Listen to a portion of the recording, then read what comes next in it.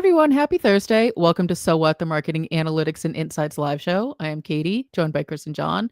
Howdy, Hello. fellas. Shh. Well done. This week, we're talking about the AI-ready data quality audit. We're going to talk about the 3 levels of a data quality audit. We're going to talk about the 6C data quality audit framework.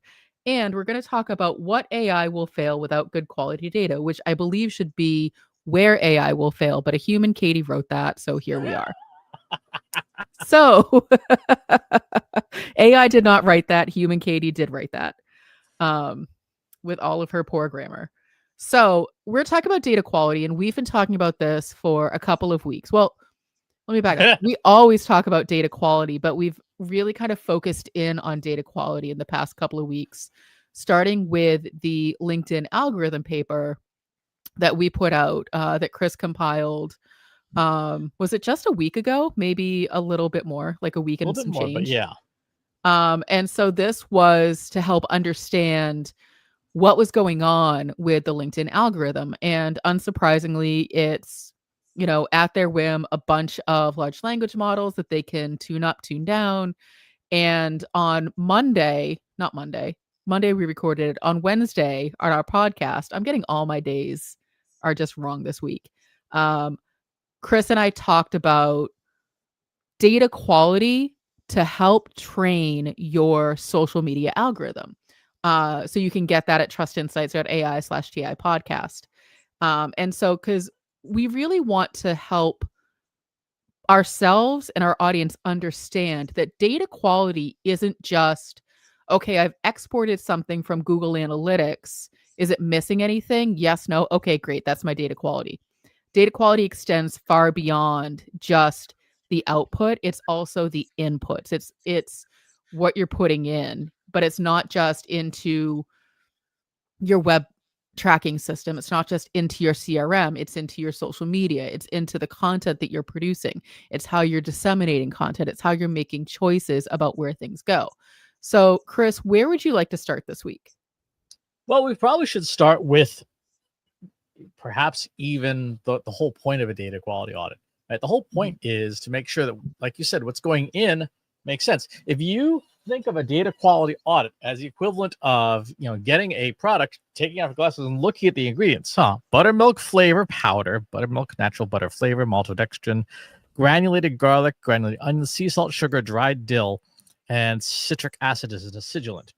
So by looking at the ingredients on a product, I know what's in it. I know whether it's safe to use, right? If I have an allergy to one of these things, I need to know that before I go putting this on my food, because if I have an allergy to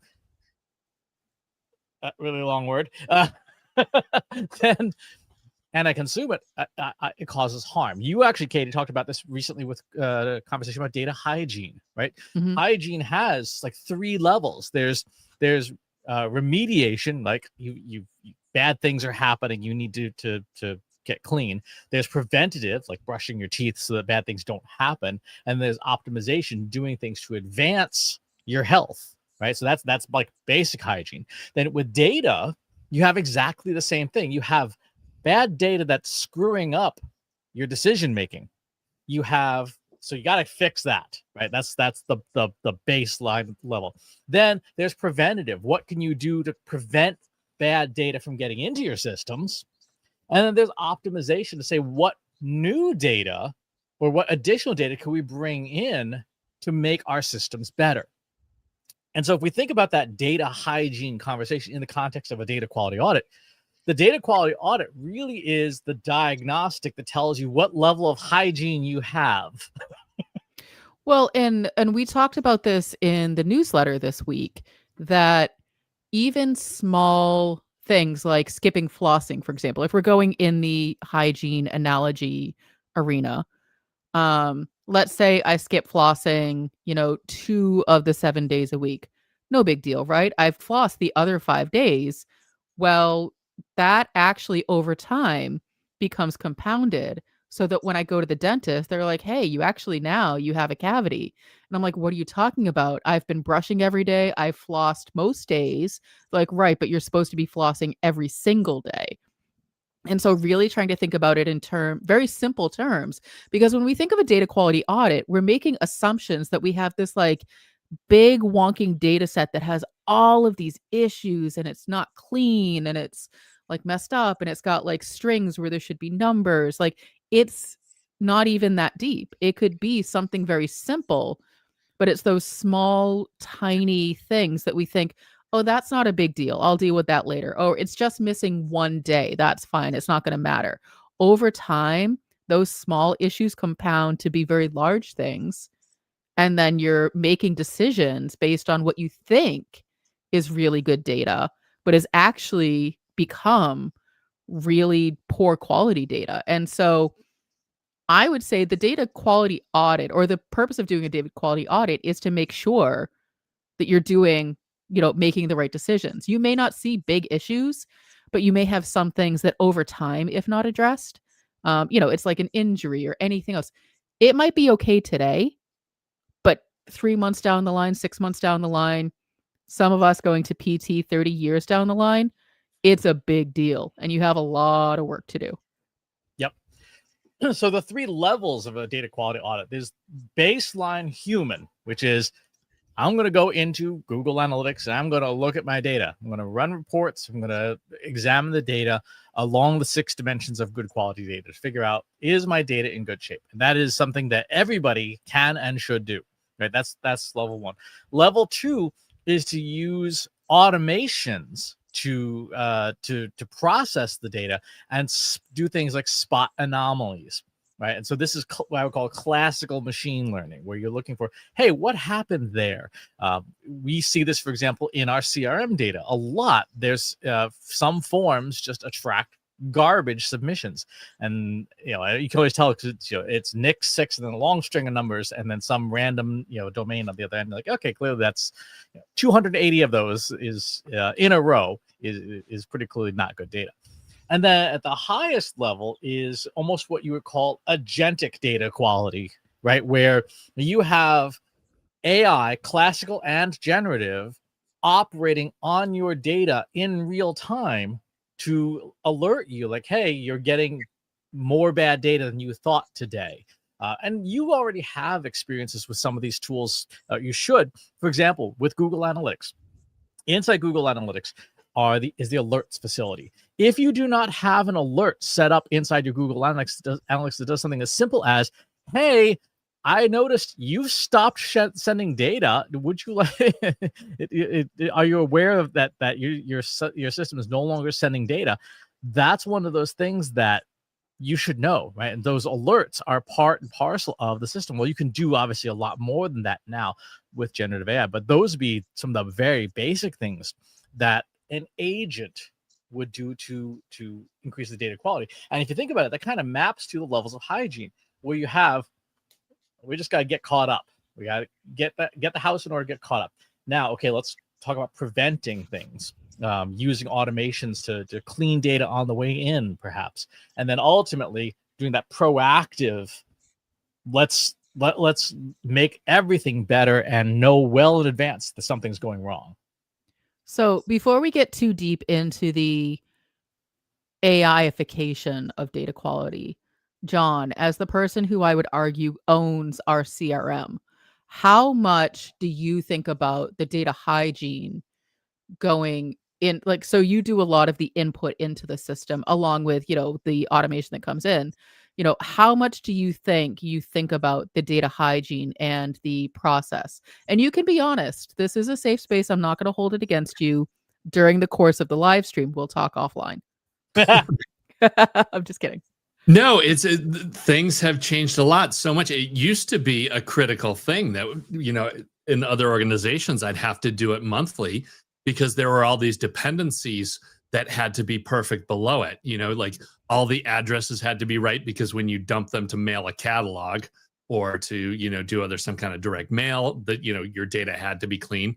Or if you're, basically doing anything else, email campaigns, whatever, anything where you're pulling the data out, it had to, be in perfect alignment all the time. And it's total, the flossing analogy is perfect. That you don't realize that just, like 1 out of 7, if you're missing 2 days, that's a huge percentage of the overall time. And these things compound. It's like once they start going off the rails, it gets worse and worse. But there's so much going on now with AI that, because we've talked about, like, for our source codes and for, it used to be like you would want to have a pick list so the source codes were straight. But now you can just grab raw text and have AI summarize it for you. And that actually even does a better job than the human pick lists, and can find relationships that you didn't even realize existed, and a whole bunch of other stuff. So, yeah, it's I'm not as worried as I was about data quality. Like, things are getting better and easier, but I'm completely interested in digging in here and finding out what kind of stuff, can do a better job of cleaning it up. And yeah, ultimately, setting up at the front door so that you can stop the problems before they even start. The preventative stuff is the highest value, but yeah, interested to dig into the tool set. Yep.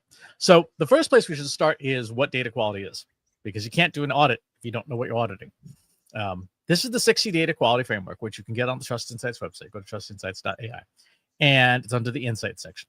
The 6 aspects of data quality are clean, complete, comprehensive, calculable, chosen, and credible. And each of these is a dimension of data quality. So clean data, you think like, that's the most important thing, although they're actually all important. Clean data is data that is prepared well and free of errors. This includes things like formatting errors, incorrect calculations, malformed text in the wrong language, right? Text in the wrong encoding. It's the data itself is just not clean. So that's number 1. Number 2 is complete. Is your data complete? This data has no missing information, no field. If it's a table, there's no cells within the table that are missing stuff that it shouldn't look like Swiss cheese. It's fully available based on the format. Complete tables. Data is not missing at random. Data is not missing not at random. One thing that's really tricky about complete, it's the hardest of the 6 C's to deal with, because you may not know that something's missing if it's not there.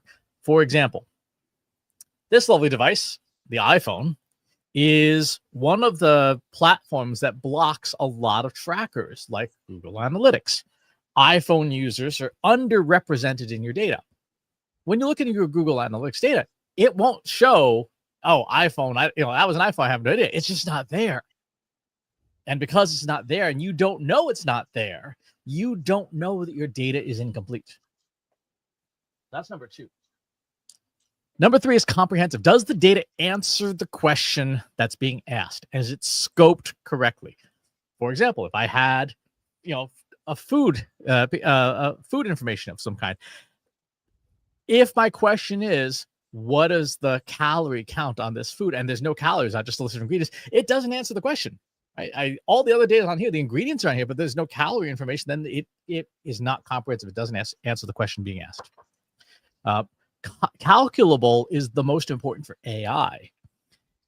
Calculable means formatted in a structure that both machines and humans can use. And this is especially important for generative AI because generative AI has some languages it reads well and some languages it reads really poorly. CSV files, TSV files. Generative AI struggles with that. Markdown or JSON, generative AI can read that data much more easily. So a big part of calculable is the data, if you're going to be using AI on it, all the data needs to be converted to the appropriate format first before you can use it with AI. The 5th is chosen. No irrelevant or confusing data. Data that's chosen well is comprehensive enough to answer the question, but then doesn't have distracting or irrelevant stuff. So if you're saying, I want to know the ROI of our LinkedIn paper, and you're handing me Twitter data, that might not be relevant, right? That might not be super helpful. Or you're handing me pay-per-click advertising data and we didn't run ads. One of the things that all of us, but marketers in particular, have a tendency to do is when they're under stress or strain, they just tend to back the truck up and pour data everywhere and say, here, I'm giving you everything. Like, no. And the last is credible. It means the data was collected in a valid way, statistically representative samples, data that's appropriately weighted if you're doing weighted averages and things, data that is de-biased. It also means, and this is a really hard one, data that is sourced from credible sources of good quality data. So, for example, say you were working with a data set, and the entity that produces that data set suddenly had somebody come in and say, you know what, I want the data to say this. That data is no longer credible. My wife used to work at a survey company way back in the 2000s. They've been out of business for like 20 years now. And you'll find out why very shortly. People would call them up and say, I need a survey that says this, so that I can go and run an ad saying surveys show that 9 out of 10 people prefer the color blue on their toothbrushes. And they would go out and conduct a survey to get that answer, which is the opposite of good survey practice. So credible is that. So that's the 6C framework. And, so you're talking about in terms of using AI, but I mean, it's a good gut check just for humans as well. And John, sort of, this is what you were talking about in terms of the data going into the precursor to it going into the CRM. If you think about, things like Chosen, it immediately makes me think of all of those dashboards that we've either created or seen where it's just everything and you don't know what to pay attention to. But it's like, well, if I put everything on there, then maybe somewhere along the lines it'll tell a story. Or, credible. I think the survey example is a really good example. We've, probably all run into that of, I need to say this about our product. Well, you can't go in telling me what the answer is going to be. That's not how surveys work. And so a lot of this is just a really good, if nothing else, checklist for the humans before you even get to the machines. Exactly. And the machines, the age-old rule that's been true for 60 years now is still true. Garbage in, garbage out. If you give AI bad data, it's not going to magically make it better. If anything, it's going to make it worse, because that's what AI does. AI takes the good and makes it better, takes the bad and makes it worse, and that's what's going to happen. So these are the 6 criteria that any data you want to audit, you have to go through each of these 6 criteria. So let's do a super simple example. Let's go into our Google Analytics and let's ask ourselves a question. So I'll go to the Explore tab. Let's start an exploration here. And let's say I want to know about the LinkedIn paper, right? That seems like the kind of thing that I might want to know about. So I'm going to say, let's do the LinkedIn landing page. And the landing page contains LinkedIn algorithm guide. And all I really want to know is, how is that doing? I get some nice charts here. Now, the first step in the process is the data clean? And the answer here is yes. If I were to export this as in a useful data format like CSV, the data is pretty clean. You have dates and you have numbers. Katie, you look flummoxed. Because I don't know what this chart is telling me. To me, it's not calculable or comprehensive. Like, so you have this, you have this column of totals, and then you have I don't know what this is. To me, this is not good data quality. I don't know what it is. If we look at the export, it doesn't involve Google's very strange labeling. There's the date and the number of sessions. That's all the data is. But I think you raise a very good point. So for calculable for humans, the Google interface, not so useful, because you were clearly struggling to figure out what the heck does this thing even say. I would not have guessed. If you go back to the Google Analytics screen, I would not have guessed that was the date. It might be that from my view, it's a little bit small and I can't see like slashes. I don't think those are even in there. But my first instinct was not, oh, those must be dates. Mm-hmm. Because it says totals. It does. Because there's the column header for date up here, and then totals, it refers to this row, because that's the way Google lays things out. And yeah, so I would give that a D for calculable. Right. Which, again, super important, right? So is the data clean? If we were to look at this data here, is this clean? How do you know? What are you looking at it against? So it looks clean in terms of, to the naked eye, to the KDI, It's rows and columns, and everything seems to be filled out. So now that I know it's a date, those are dates. Now that I know those are sessions, those are sessions. Like, it looks to be clean. I'm not seeing wingdings. I'm not seeing strings where there should be numbers. So to the naked eye, it looks clean. It is not. Google I'm not adds surprised. 5 rows of garbage comments up top and then puts a total row in this. So if you wanted to use this and you just loaded this in as is, it wouldn't work. It would immediately go off the rails. So one of the things you'd have to do is delete the total row, which is annoying that you have to do that, and delete all of their commentary to get rid of all that stuff too, so that you finally have an actual rectangular table. So automatically clean, no. Complete, yeah, the data's there. Is it comprehensive? Does it answer the question being asked? Well, the question we're asking is, what is the ROI of the LinkedIn paper? ROI is earned minus spent divided by spent. How much did you earn from something minus what you spent on it divided by spent? This data tells us none of that. It's just the number of sessions to that landing page. And Google Analytics won't have that data at all. Our CRM won't even have that data because we don't necessarily have a one-to-one of, hey, this person visited this page and eventually became a closed won deal in 9 months or what have you, because B2B takes a long time. So we can't even answer this question, which should immediately stop the data quality audit here if we're saying, like, you know what, we can't answer this question. But yet it doesn't. What ends up happening is a couple of things. One, if your question is what is the ROI of the LinkedIn paper and this data doesn't answer it, people will fudge the numbers. People will go find other data sources like, oh, well, let me go find revenue data and try to mush it together, and it doesn't have a correlation. Or they'll be like, well, that wasn't the question I was trying to answer. I just wanted to know about the awareness. And it does answer that question. Does it? I don't know. But it's just like, they're going to make up the numbers. They're going to mash numbers together, and they're going to change their question because they're going to change their purpose to fit the data versus finding data to answer the question. Mm-hmm. And the reality is this is the ugly reality in marketing. You may not have the data. Mm-hmm.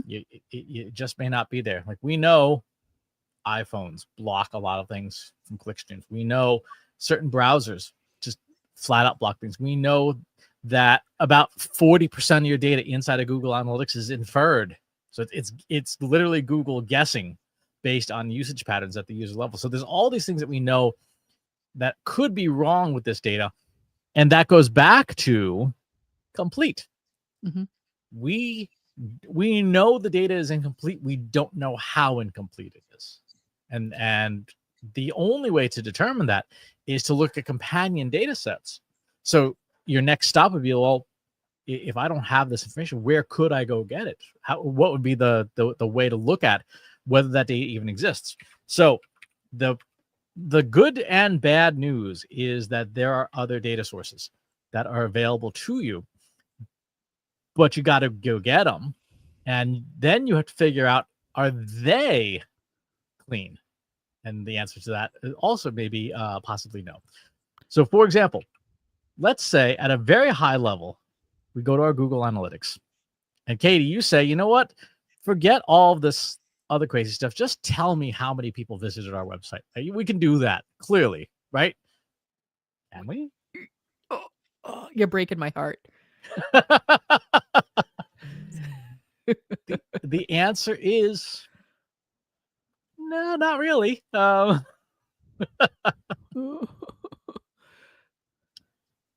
And there's a reason for it. There's a good reason for that, and the good reason for that is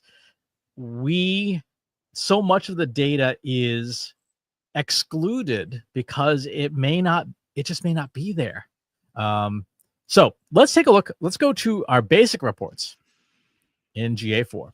Let's look at the last 30 days. Make this as easy as possible. Traffic acquisition. Last 30 days. Let's just look at overview. Google says we got 27,000 active users on our website. Right? So that's how many people we got. How does that sound to you? That sounds really high. What if I told you in the last 30 days, according to our web hosting company that bills us on visits, we actually had 158,000. Huh. That also sounds really high. 158,000 visits made it to our website. And this is and there's an additional wrinkle if you want to get really, really crazy about it. What would it look like if you counted everything, including like all the bots and scrapers and all that stuff? What would your traffic look like then?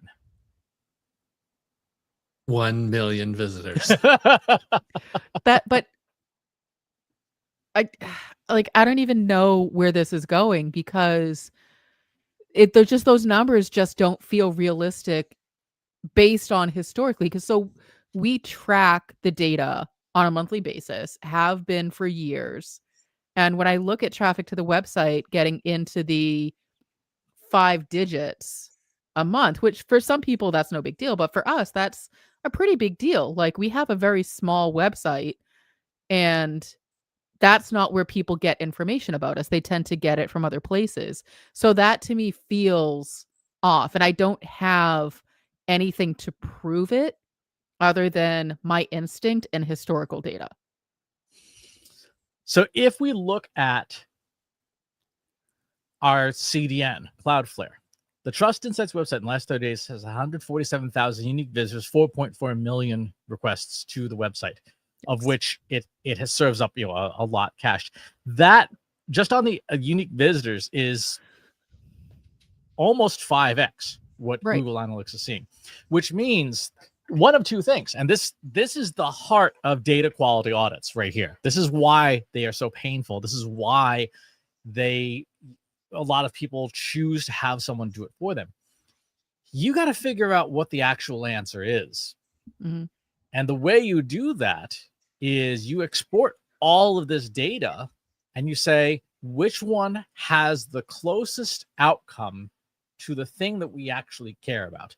Now, for B2B, that's very difficult. If you're B2C and you're selling, packs of chewing gum, this is super easy, because you can say just how many packs of gum did I sell on any given day, and then I can do a straight up regression analysis and say which of all these numbers correlates to packs of gum.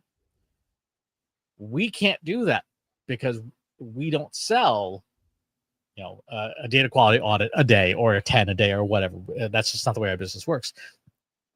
So what we'd want to do is find some slightly lower number somewhere in the funnel, and that could be contacts established in the CRM, as an example, on a day-to-day basis. And then say, of that, because that number is actually, contacts in the CRM is at least something John can work with. Mm-hmm. Based on that, which of these three numbers, Google Analytics, WP Engine, Cloudflare, which one of those correlates the most correctly to that number? That's how you would get to this very, very thorny issue, which, again, is the heart of data quality audits.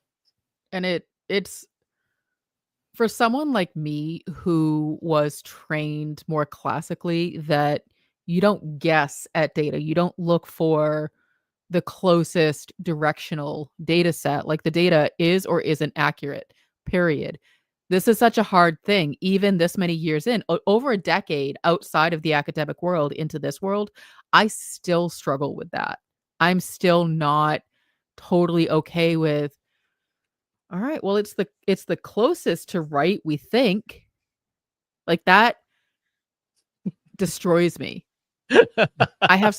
And I know I'm not alone in that, but that's where we get caught up, trying to make the data perfect. And it's just not a reality. It's the more data sets you have to work with, the more systems you have, the more tech in your stack, the more likely these scenarios are to happen. Even if you have a person 100% dedicated to setting these up, maintaining them, data in, data out, John, your sole focus is business development and sales. you can't stay on top of the data that goes into the CRM 24/7 because a lot of it's out of your control, despite how we set it up. And that's just the reality. And I think that's where people are struggling. Be like, what do you mean I can't do, individual level attribution analysis? What do you mean I can't do attribution analysis at all? What do you mean a company as small as Trust Insights can't tell who downloaded the LinkedIn paper and then converted it into a customer? Like it's hard to wrap our brains around that you just can't do that because the data it either doesn't exist or it's just poor data quality. Mm-hmm. It's the second week in a row that I hate this episode. So how would we go about doing that? I think that's probably the most important next question is how do we go about figuring out what corresponds to reality here? Like is what's in Google Analytics even real? How would you go about doing that? Oh, I mean, one of the steps that we skipped, quite honestly, is let me find it. Where is it's in here somewhere? Is the 5 Ps. Mm-hmm. We didn't purposely skip this step, but that's where I would start is, okay, let me just slow down for a second and say, what is my purpose? What is the question I'm actually trying to answer? Is it I want to know the ROI of the LinkedIn paper? Is it I want to know how much traffic was driven to our website by the LinkedIn paper? And not just like those are like good questions, but what's my why? Why do I care about those things? Because that's going to help me with the rest of the P's of, okay, who has that data? Or, where in this channel, so we're talking about people, where are those people coming from? How did they get the paper in the first place? And then who's actually going to help us get the data out and do something with? What is the process? How are we extracting the data? How are we thinking about the data? How are we answering those questions? What are the platforms? This, I think, is getting to the heart of what you're asking, Chris, which is, okay, so we're saying Google Analytics is going to tell us the answer, but that may not be true. We may be looking at other platforms in order to understand the question being asked. So Google Analytics might be the wrong platform, but first we have to be clear on the purpose.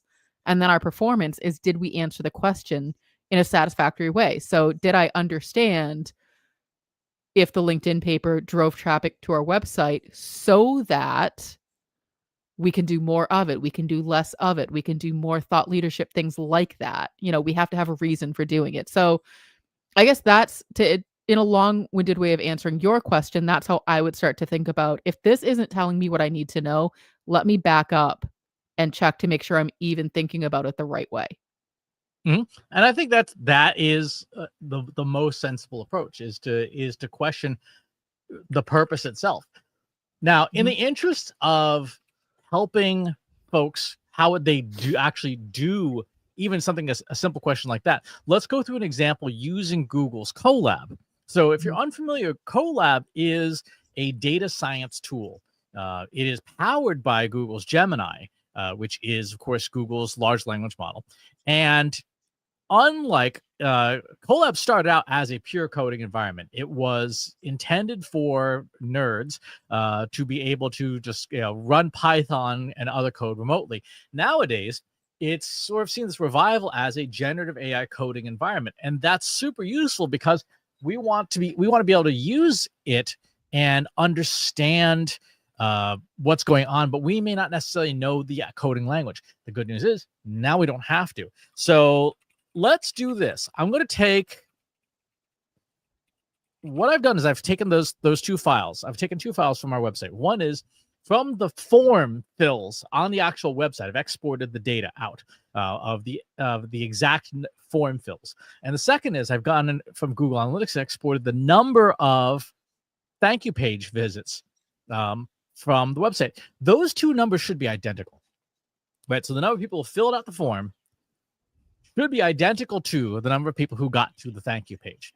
So the question we want to ask Google Colab is a very straightforward one, which is we want to do a correlation analysis. We want to figure out, is these two data sets, are they well correlated?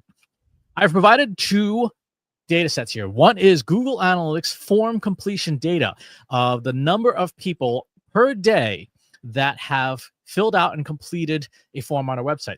I've also provided a date time stamped log of every individual entry in the downloads.csv file of those same form fills.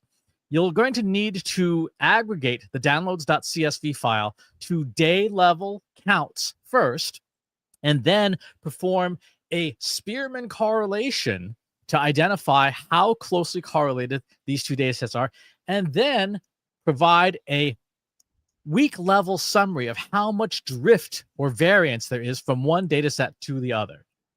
So we've given it this nice, very long prompt. We're going to hit go on it, and it's going to come up with a work plan. And then from that work plan, it's going to start writing the actual Python code. Now, the nice thing is, for you and I, and for anyone who is not a particularly good Python coder, it's going to write the code, it's going to test the code, it's going to fix its own errors in the code, and then ultimately hopefully come up with an answer to let us know, of these two data sets, which one, how reliable is Google Analytics? Because that's the question that I really want to know. Is we have WP Engine, we have Cloudflare, we have GA4, and we're like, none of these numbers make sense. Mm-hmm. We have a known good number because you got to the form and you filled it out, and I have the Form 8 data. So now what's going to happen? Right. John, I don't know about you, but I would say 99% of the time I forget that Chris can do speech to text in these prompts. And so he starts talking. I'm like, wait, is he talking to us or is he talking to the machine? Right. He's a driving kit to get him to get things done as we're riding here. It's only about like halfway through his statement that I'm like, oh, no, wait, he's prompting. Okay. Don't interrupt. He's testing his Whoa. Look at that. What? A 0.65 Spearman correlation. That is awful. So Spearman correlations go 0 to 1. 1 is perfect correlation. 0 is no correlation at all. That should be a 1, not a 0.65. Where, because we are seeing smaller screens, where are you seeing that? Right here. Got it. That should not be a 0.65. Like that is that. And for folks who, like me, didn't do well in stats back in university, there's 3 different forms of correlation. There is Pearson, which is for parametric normal distributions. There's Spearman for non-parametric distributions. And there's Kendall-Tau, and I can never remember what the heck you're even supposed to use Kendall-Tau for. And causation. And causation. And Spearman is generally the best for marketing data, because marketing data more often than not is not a binomial distribution. It's not a bell curve. Marketing data more often than not is a power law curve, right? 80-20 rule, Pareto curves. And so Spearman can work with that, typically works with that better than Pearson. So we have here sessions, downloads, the drift. So it looks like Google Analytics is really messed up in terms of our data. It's a moderately strong positive correlation, but it should be perfect. It should be a perfect correlation. Instead, there's a negative drift. Google Analytics just isn't getting the data. Now we know that Google Analytics is blocked by a lot of trackers, right? By iOS and stuff. I didn't know it was this bad. This is bad enough to make me go, I don't know that we should even trust Google Analytics, because it should be it should be 1-to-1. You download and Google says, hey, you downloaded. And believe it or not, this is after installing server-side tracking. So we installed Google Tag Manager's server-side tracking 2 months ago now, I think. It should have fixed this, and it clearly did not. Well, and so this is where it starts to get tricky, because someone will see this and then, lose their mind trying to fix the system when the system is unfixable. And I think that's just sort of a disclaimer of, you really need to know the system enough to know like what is in and out of your control. So Chris, you said we installed server-side tracking, it should have fixed it. So we can at least go back and see, like, did we set it up incorrectly? Is it this? Is it that? Whatever. But at some point, the system is out of your control. Mm-hmm. And the system is very clearly out of control in general. Yeah. Now here's the thing to keep in mind, for at least for us in this example. The closer you get to the bottom of the funnel, the more control over the data you have, right? Because you can't accidentally, go have data, form-filled data go missing. If someone's filled out the form, and as long as your systems are working correctly, right, and you haven't blown up your website, that data is there. Someone who is in your CRM that you're emailing back and forth, unless you're on drugs, you're not imagining those people, right? They are actually in your CRM and you're actually having conversations with them. So the closer you are to the bottom of the funnel, the more solid it is. The higher up you go into things like website traffic or, heaven forbid, social media traffic, the more you may as well just go by vibes at that point, because the data is so incomplete. It is so not comprehensive. It is so not well chosen. It's not credible that there's almost no point in trying to audit that level of data quality. So that goes back to, that is the 5th P in the 5 Ps, which is performance. Is the data quality audit even worth doing? If you know the higher up you go, the worse the audit's going to be, because you just don't have control of those systems and the systems are broken. Well, I would argue that it is worth doing to at least see, so that you could have that data point to say, this is why we should not be looking at this data. So one of the things that we are offering is the AI ready data quality audit, which, if you want to learn more about it, you can go to trustinsights.ai/AI ready data quality. And so what we do in there is we actually take a combination of the 5 Ps. So we try to outline first, why are you looking at this data? Who is it for? What's so on and so forth. We go through the 5 Ps. And then we go through the 6 Cs to say, all right, here's all the questions we have about this data based on the 5 Ps. Let's just go ahead and check, the quality of the data in general. Is it usable? Should we even be looking at it? And you'll get a score out of 60. In the example that I often talk through in engagements is, as an SEO data set. And in the SEO data set, it's from something like Ahrefs, but I don't state that, so it doesn't come up as credible. I don't give her, the KPIs that we'd be looking for. Those aren't in there. And so it comes back with a score of 15 out of 60, which is a really low score. And what you get back is, Chris, if you have Colab, if you can pull that up real quick. So it's not the exact data quality audit that Trust Insights would do for you, but it's a good example. If you scroll to the bottom, you can see you have the data analysis key findings, but also your insights and next steps. And so what you would get is basically your roadmap for, okay, if you really do need to use Google Analytics data, here are some of the things you need to do to fix this data set in order to make it usable, which really sort of stems into the system as a whole, but at least it gives you some direction of where to start. And so, because each of the 6 Cs is scored on a scale of 1 to 10, you can see which ones are the most broken, versus which ones are the lower priority. So if you're interested in learning more about auditing your data quality, you go to trustinsights.ai/AI ready data quality. You'll get a hold of John, our chief statistician, and he'll walk you through it. But basically, before you make big decisions with your data, before you put your data into something like a large language model, you probably want to do a gut check to say, is this even good data? So we went into this episode thinking, all right, our Google Analytics is in pretty good shape, right? Like, we know how to set it up. It's actually one of the foundations of how we started Trust Insights, which was helping people set up their Google Analytics.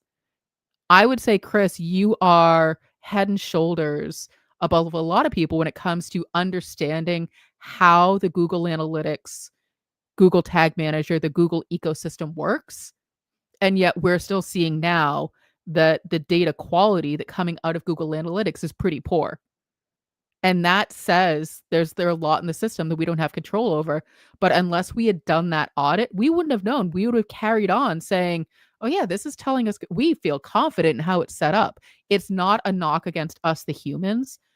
It's stuff that's out of our control. Yeah, it's systems we don't have control over. I would also suggest that for any given measure that you that is something that you get a bonus for, you probably should have some ideally alternate way of measuring it, right? Mhm. So perhaps you have Google Analytics installed alongside Matomo, which is or server log analysis or anything. If you are paid on leads generated, obviously your CRM is going to have some of that data, or it should have that data. But is there an additional system that runs in parallel that you can cross-check and validate? The reality is that as these devices get smarter and as AI gets more and more in the way of us being able to function as marketers or as business folks, we have to work on building trust in our audience so that they give us the data voluntarily and then rely on the things that we know we are given by things like form fills, people joining Slack communities or newsletter lists and things like that. Relying on data that is provided by a third-party system that we don't own and control, you're at the whim of that system. And there, as many people have found out from the LinkedIn paper, they can change the engine at any time under the hood. And you're just like, why does the car feel different now? Why am I not going in the same directions? Because it ain't your car. So, John, you mentioned you were interested to see the tools and techniques. Anything, any revelations, anything you're going to change, or just more questions? Yeah, no, a whole lot more questions. It's much more horrible than I had initially hoped. One question I did want to ask, though, is one thing that has been constant when I've seen how marketing people do, running reports and answering questions. It's like there's always a black box in the system somewhere. And so the fallback is always relative reporting. Like even for Google Analytics, okay, so you're off by this huge margin still, you could still look at the past 3 months and be like, well, we were 4x what we were 5 weeks ago. And so that at least tells you something. It's kind of the classic, one-eyed king in the land of the blind. Is that still relevant now, though? Or are we coming to a point where the data is just so much that like even measurements like that don't help? So yeah, that is what our friend Tom Webster calls predictably wrong versus unpredictably wrong. Systems that are predictably wrong, is like a car that always steers to the right. Like, okay, you always have to tug a little more, but because it's predictably wrong, you can compensate, you can adjust for it. When it's unpredictably wrong, and so hey, the car's veering to the left, and the car just doesn't operate the way you think it should, period, it's a lot more dangerous. And the same thing is true of analytics. Now, with Google Analytics, it depends on what's going on under the hood. It has gotten progressively worse over time as it uses more of its own AI to try and make up for missing data. And you don't have control over how it does that imputation. With something like LinkedIn, when LinkedIn changes, the second pass ranker pulls the whole thing out and puts 360 Brew in its place. Now, all the data prior to that point is worthless because you've got a whole new engine that is completely different.